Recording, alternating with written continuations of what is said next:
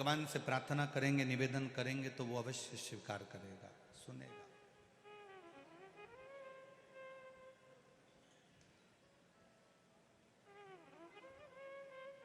स्त्री कहती है मैं अकेली हूं, पुरुष कहता है मैं अकेला हूं। शिव महापुराण की कथा कहती है पृथ्वी पर अगर जन्म ले रहे हो तो तुम मरते समय तक भी अकेले नहीं हो, तुम्हारे साथ में देवाधिदेव महादेव विराजमान।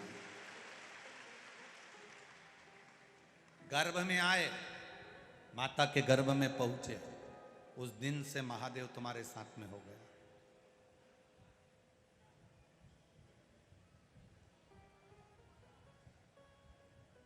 कोई तुमसे कहे तुम्हारे साथ में कौन है तो तुम कह सकते हो मेरे साथ में महादेव है।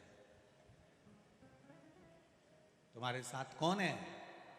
बोलो जम के बोलो, महादेव। बोल बम का नारा है,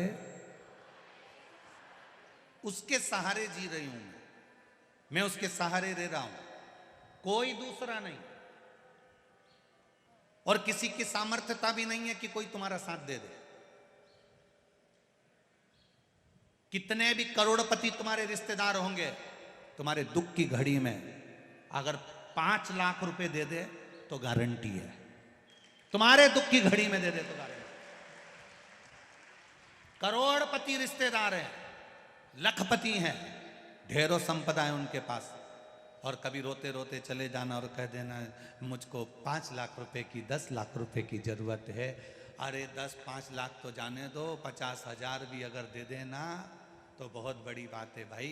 कर्जा हो जाता है, माथे पर कर्जा चढ़ जाता है। रिश्तेदार ऐसा नहीं, भगवान सबको परखने का मौका देता है। आपके रिश्तेदारों में एक रिश्तेदार भगवान ऐसा बनाता है जिसके पास में बहुत पैसा होता है।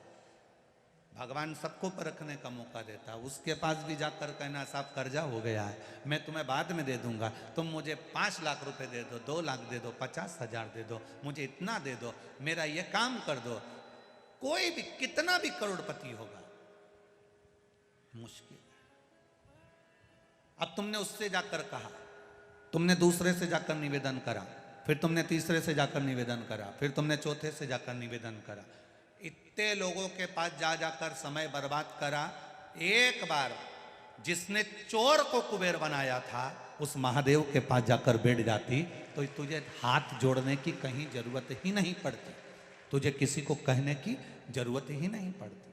तू एक बार उसके सम्मुख में पहुंचती तो तू एक बार उसके सामने पहुंचता, फिर आपको जरूरत नहीं पड़ती।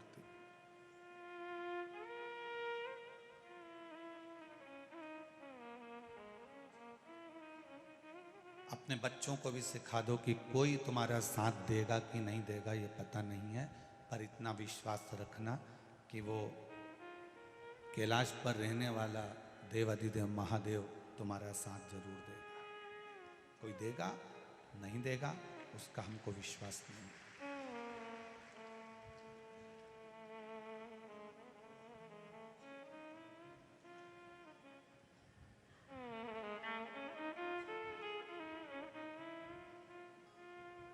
तूफान आता है,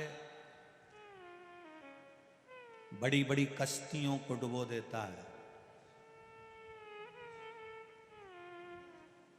तूफान आता है, बड़ी बड़ी कश्तियों को डुबो देता है, और जब व्यक्ति के भीतर अहंकार आता है तो बड़ी बड़ी हस्तियों को डुबो देता है। अहंकार यदि थोड़ा सा भी आ गया, अभिमान अगर थोड़ा सा भी आ गया, आपकी समर्पण की भावना अगर समाप्त हो गई, आप किसी के प्रति समर्पित भाव से मिल भी नहीं पा रहे हो, तो फिर ये जीवन आपका बेकार।